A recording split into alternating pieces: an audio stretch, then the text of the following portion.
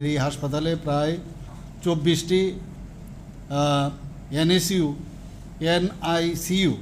NICU এটা নিয়ে 116টি আইসিইউর শয্যা রয়েছে।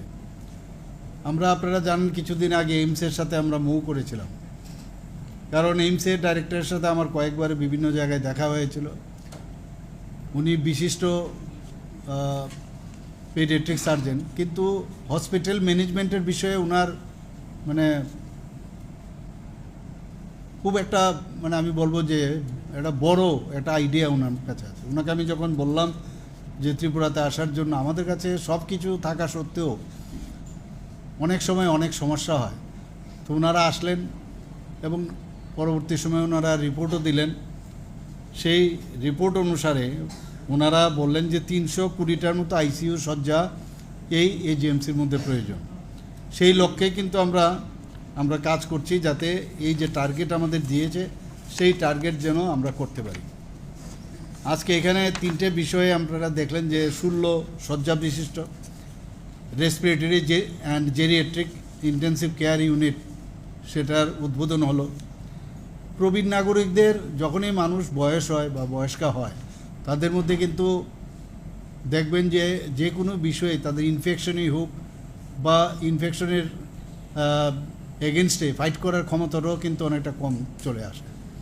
তো এই ধরনের রেসপিরেটরি এবং জেরিয়াট্রিক দুটো একসাথে যদি আমি বলি, তার জন্য এটা যখনই ইমার্জেন্সি বিষয় দাঁড়ায়, সেখানে কিন্তু একটা আইসিইউর খুব প্রয়োজন। তো এই 16টা যে আজকে শয্যা বিশিষ্ট আইসিইউ এখানে আমরা আজকে ইনোগ্রেট করলাম। আমার মনে হয় এতে করে যারা ব্রেথলেসনেস, শ্বাসজনিত প্রবলেম নিয়ে অনেক যারা জেরিয়াট্রিক পেশেন্ট আছে এবং পাশাপাশি তাদের যে সমস্যা, সেগুলোর কিন্তু একটু কষ্ট হতো আমাদের ডাক্তারবাবুদের বা আমাদের যারা ডাক্তারদের সাথে অন্যান্য স্বাস্থ্যকর্মীরা, তাদের জন্য একটু, কারণ ইনফ্রাস্ট্রাকচারটা খুব প্রয়োজন।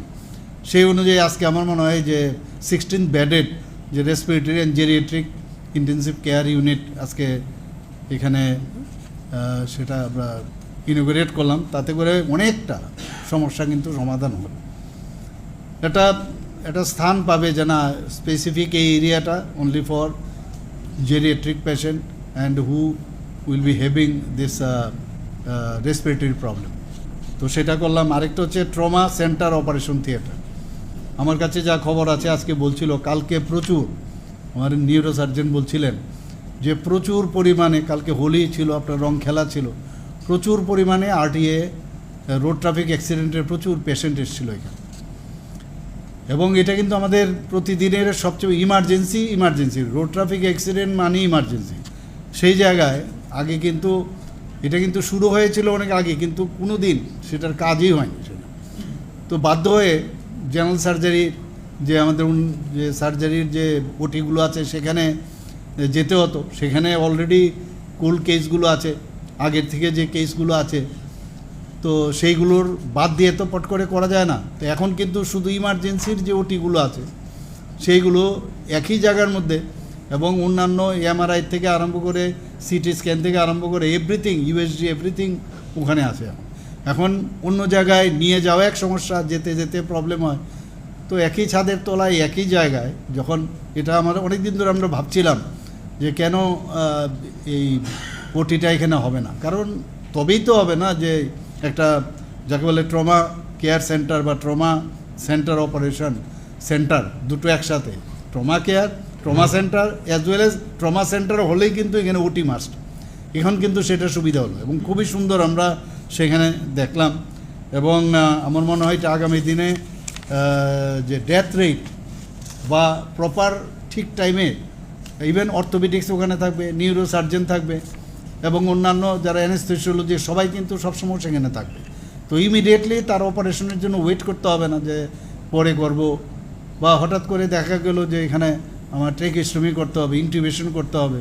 তো এগুলো কিন্তু ইমিডিয়েটলি করা যাবে অন্য জায়গায়। এবং এটা খোলা থাকবে 24/7, মানে পুরো দিন সবসময় 24 আওয়ার্স সেটা খোলা থাকবে এবং 7 দিন সমানে, মানে প্রতি সপ্তাহে এটা খোলা থাকবে। সেখানে জেনারেল সার্জনও থাকবে। আর যেটা আমি বললাম অর্থোপেডিক্সের মেইন অর্থোপেডিক্স, নিউরোসার্জন এবং জেনারেল সার্জন এবং মেডিসিনের তো ওনারা তো যে কোনো সময় ওনারা আসতেই পারেন, কিন্তু মেইন এই 3টে সেক্টরের দিকে আমরা নজর দিয়েছি। এবং শুধু তাই নয়, আমরা face is the victim of everything, তো সেখানেও ম্যাক্সিলোফেশিয়াল সার্জনও আমার মনে হয় তা রাখা দরকার। কারণ অনেক সময় আছে ম্যান্ডিবল ফ্র্যাকচার হলে বা ম্যাক্সিলা ফ্র্যাকচার হলে সেটা কিন্তু ইট গোজ ব্যাক। ম্যান্ডিবলও কিন্তু ফ্র্যাকচার হলে অনেক সময় এটা পেছনে গেলে যে এয়ারওয়ে যেটা সেটা কিন্তু অনেক সময় প্রবলেম হয়। তো সেটাকে প্রপারলি যদি রিডাকশন করা হয়, সেটাকে প্রপারলি যদি জ থ্রাস্ট মুভমেন্ট করা যায়, তাহলে সেখানেও কিন্তু অনেক পেশেন্টে বাঁচানো যায়। তো এইগুলো আমরা পরবর্তী সময়ে আরও কোন কোন জায়গাগুলো আছে সেখানে আমরা দেখব। আরেকটা বিষয় যেটা যে newly renovated labour room cum obs gynae OT complex, সেটাও খুব প্রয়োজন ছিল। আমরা সেই কাজটাও এখানে যাতে ইন্টারন্যাশনাল লেভেলে যা যা দরকার সেগুলো যাতে করা যায় সেইভাবে আমরা এই কমপ্লেক্সটা এখানে তৈরি করা হয়েছে। তাতে করে যারা যখন প্রসূতি পরিষেবার ক্ষেত্রে যারা মাদার আছেন এবং যারা বাচ্চারা হবে তাদের কিন্তু সিকিউরিটি কিন্তু আমি বলবো লাইফের দিক দিয়ে তারা কিন্তু অনেক বেশি সিকিউরড হবে, অনেক বেশি তারা মানে লাইফ সাপোর্ট সিস্টেম যেটা থাকে সেটা অনেক বেশি নিশ্চিত থাকবে আমি আশা করি।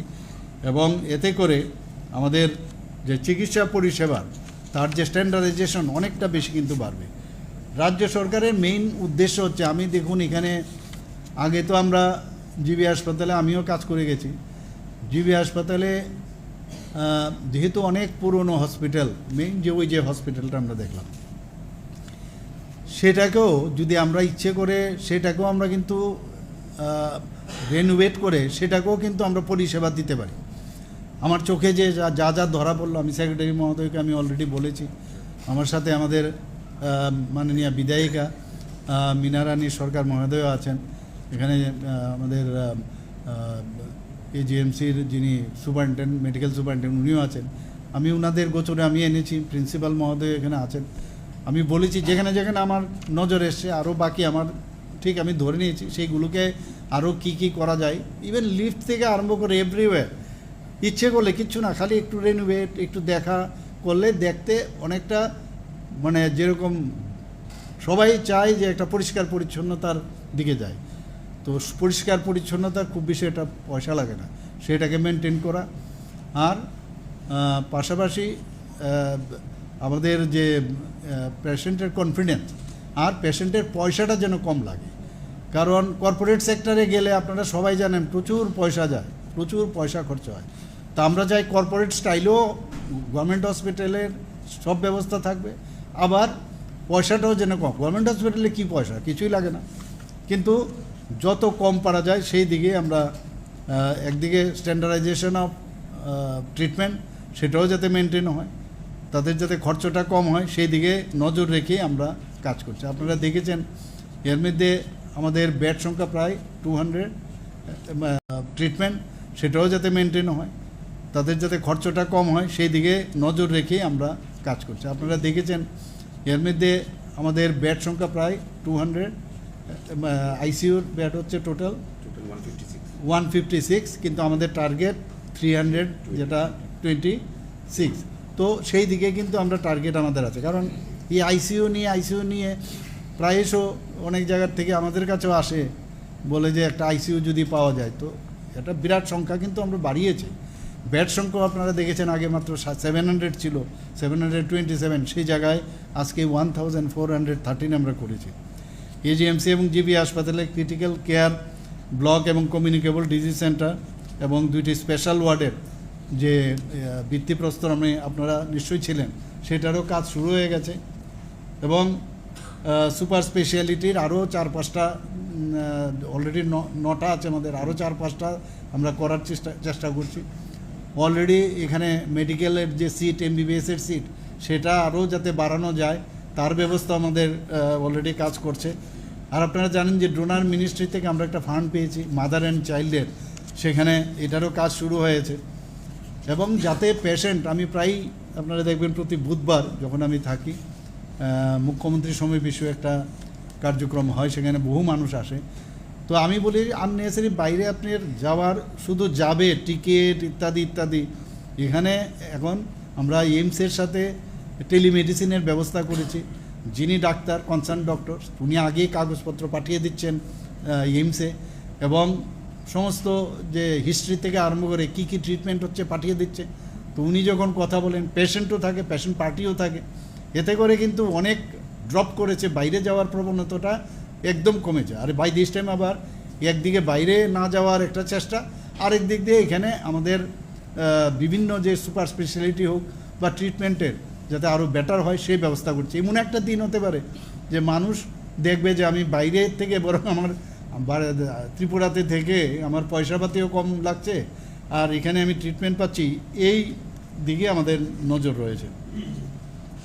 সিজা হাসপাতাল যখন আসবে এখানে, আরেকটা আপনারা শুনে এর আগেও আপনাদের সাথে কথা হয়েছে যে সিজা হাসপাতালকে জায়গা দিয়েছি, ওনারা তো হসপিটাল করবে প্রায় ওনারা বিভিন্ন পর্যায়ে প্রায় 700 কোটি টাকা 900 কোটি টাকার মতো ওনারা নিবেশ করবে।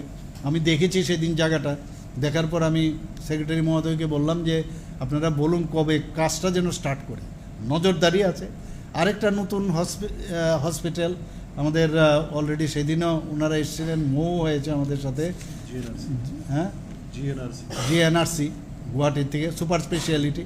আমরা সেটা যে আগে যে আমাদের এই জুট মিল ছিল সেই জুট মিলে তারা সুপার স্পেশালিটি হসপিটালটা সেখানে করবে।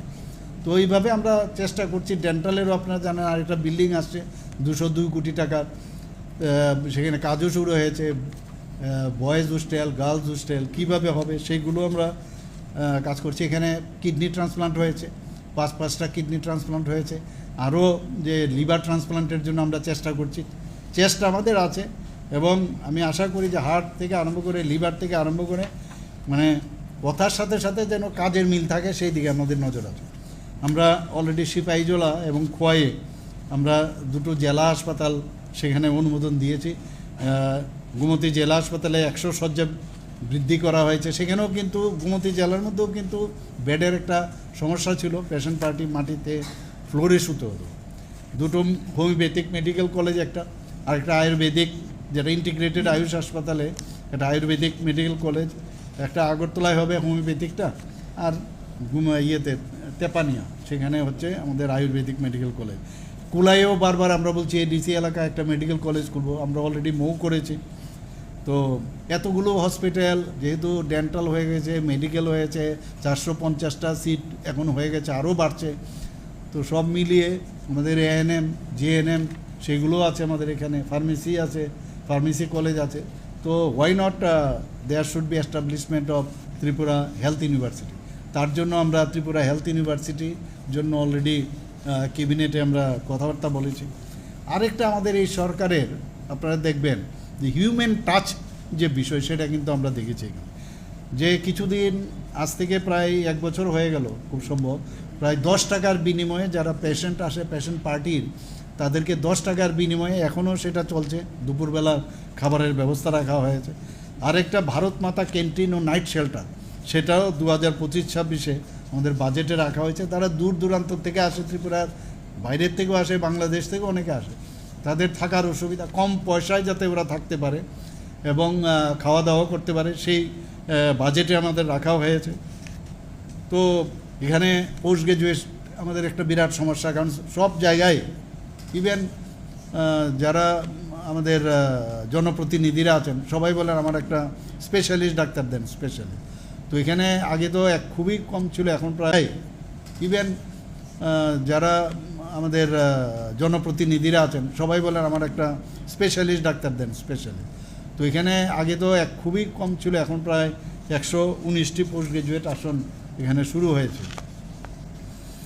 63 ডেন্টাল বিডিএস হয়েছে আমাদের। ডেন্টালেও এখন laser treatment, 3D printing lab চালু হয়েছে। তো সব মিলিয়ে আমরা চেষ্টা করছি, এবং trauma care centre is very important for other district. শুধু আগরতলাতে করছি তা না, সমস্ত ডিস্ট্রিক্টগুলোতে যদি সেখানেও আমরা এই ধরনের ট্রমা কেয়ার সেন্টার বা অত্যাধুনিক যে চিকিৎসা, সেখানে যদি হিউম্যান রিসোর্স যদি বাড়ানো যায়, তাহলে আমাদের এই হসপিটালের উপরে বা IGM হাসপাতালের উপরে কিন্তু ভিড় চাপটা কম পড়বে। তো সেই দিশায় আমরা গুমতি, ধলাই, দক্ষিণ জেলা এবং নর্থ জেলা তো আমরা এর মধ্যে শুরু করব। তো প্রধানমন্ত্রীর জন আরোগ্য যোজনা আপনারা জানেন, মুখ্যমন্ত্রীর জন আরোগ্য যোজনা, তো এইগুলো তো আমরা শুরু করেছি। এতে করে প্রায় আমাদের 277 কোটি টাকা প্রধানমন্ত্রীর জন আরোগ্য যোজনায় সেখানে সেটেলমেন্ট হয়েছে। মুখ্যমন্ত্রীর জন আরোগ্য যোজনায় প্রায় 37 কোটি টাকার উপরে সেটেল হয়েছে।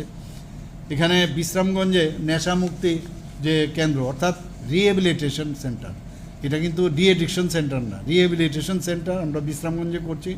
সেটাও আমরা ডোনার মিনিস্ট্রি থেকে আমি ভূমি পূজন করে এসেছি, সেটাও এখানে শুরু হচ্ছে। 121 কোটি টাকা, 121 কোটি 90 লক্ষ টাকা সেখানে খরচ হচ্ছে। আমরা বিধানসভায় আমি বলেছিলাম যে নেশামুক্তি কেন্দ্র আমরা করব, প্রতিটা জেলায় 80 কোটি টাকা 20 কোটি টাকা করে আমরা সেখানে দেব।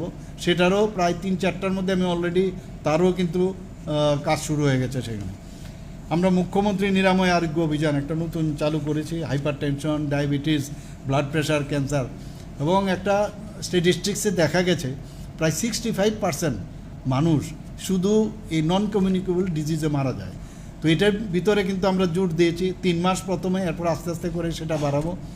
মাস্কাও আপনারা জানেন যে বাচ্চাদের 0 থেকে 19 বছরের সেটাও চালু করেছি, এবং স্কুলের মধ্যেও আমরা হেলথ কাভারেজ সমস্ত স্কুলে সেখানেও আমরা একটার পর একটা আমরা কাজ করছি। এখানে একটা টার্সিয়ারি সেন্টার, একটা আই হসপিটাল আমরা করব, সেটাও আপনারা অলরেডি আগেও আমি বলেছি, সেটা 100 বেডের, মেবি রিডিউস টু 80। তো এই ধরনের একটা আমরা এখানে ILS যেতে বা দিকের যে জায়গাটা সেখানে আমরা করছি। 1132টি Ayushman Bharat health and wellness centre 2024-25 আমরা চালু করছি। এরকম অনেক আমরা চাইছি যে, এবং ডাক্তারবাবুরা এবং আমাদের যারা এর মধ্যে আপনারা শুনে খুশি হবেন যে সব কিছু তো আছে। কালকেও আমি একটা জায়গায় আমরা বসে কথা বলছিলাম, চিফ সেক্রেটারি মহোদয় ছিলেন এবং আমাদের চিফ জাস্টিস থেকে আরম্ভ করে অন্যান্য, আমরা বলছিলাম ওনাকে যে আমরা একটা টিম আমরা অলরেডি এইমসের মধ্যে পাঠিয়েছি, ডাক্তার থেকে আরম্ভ করে মানে আপ টু নার্স পর্যন্ত, তাদেরকে 1 থেকে হোক 3 মাস পর্যন্ত তাদের ট্রেনিং, এক একটা ডিপার্টমেন্ট ধরে ধরে আমরা ওইখানে, যেটাকে মাননীয় প্রধানমন্ত্রীজি বলছেন যে দক্ষতা উন্নয়ন প্রয়োজন। আমি ডাক্তারি পাশ করলাম আর আমি যদি ভাবি যে আমি সব জানি, তাহলে কিন্তু এটা ভুল হবে। আপডেট থাকতে হবে, নতুন নতুন জিনিস আসছে, নতুন নতুন মানে সব AI চলে এসছে এখন ডিজিটাল থেকে দূরে। তো এইগুলোর জন্য আমরা পাঠিয়েছি, মোস্ট প্রবলি দেয়ার না, so they will be coming next, আরেকটা আমরা পাঠাবো। তো কন্টিনিউয়াস এই প্রসেস, শুধু ডাক্তারিতে না, আমরা ঠিক করেছি কালকে যখন কথা হচ্ছিল যে সেখানে বিভিন্ন দপ্তর, যেমন আইন বিশেষজ্ঞ যারা, তাদেরকেও যাতে ট্রেনিং দেওয়া যায়, তার জন্য আমরা বাইরে পাঠাবো, তাদের যাতে আরও বেটার এই সম্পর্কে আইডিয়া হয়। তো এরকম বিভিন্ন জায়গায় আমরা যাকে বলে স্কিল ডেভেলপমেন্ট, সেই চিন্তা ভাবনা আছে। ধন্যবাদ।